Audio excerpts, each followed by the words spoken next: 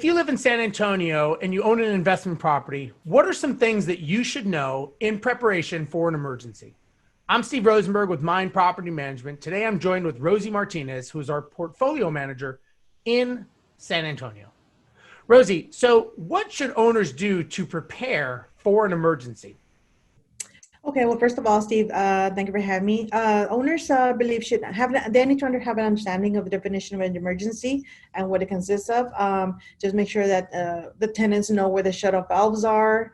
They make sure that where the closest exits are around the home.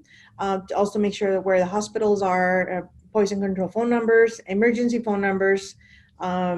Also scan and save insurance information and make sure that they have their emergency contact information available at all times.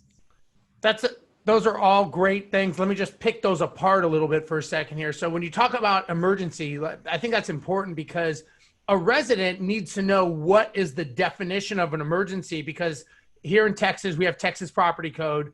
And so there's certain things that define an emergency and certain things that do not. So for example, a stopped up bathroom with a house that has multiple bathrooms is not an emergency. However, a stopped up bathroom in a house that has one bathroom, all of a sudden that can become an emergency. A light bulb being out, probably not an emergency. So again, it's just a matter of communicating that with the resident so that they know what is and what is not an emergency. Letting the residents know where shutoff valves are. For example, if the house is flooding, knowing where to stop the water from coming in via the shutoff valve is something you want to make sure they know. So having that in their lease agreement, maybe some pictures are always a good idea. And even when you do the lease renewal, maybe even sending that just to give them refreshers as to where those will be. Obviously safety, if there is a fire or something going on, that's why you want to make sure they know where the exits are, because that makes sense. They want to be able to egress the property.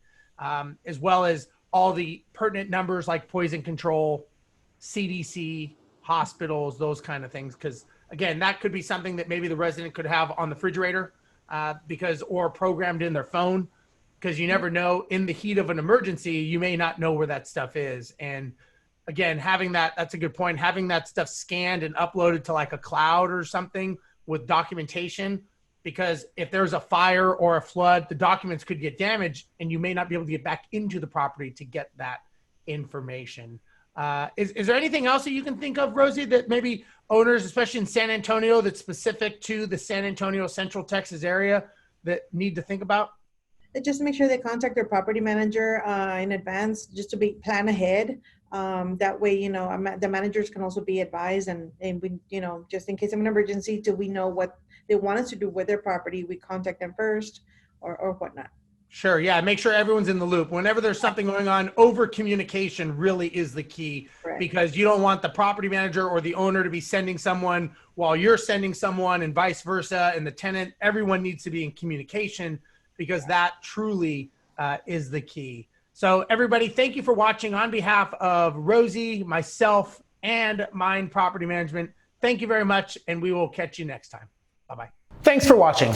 Don't forget to like, comment, and subscribe. And if you'd like to keep the conversation going, join our Facebook group.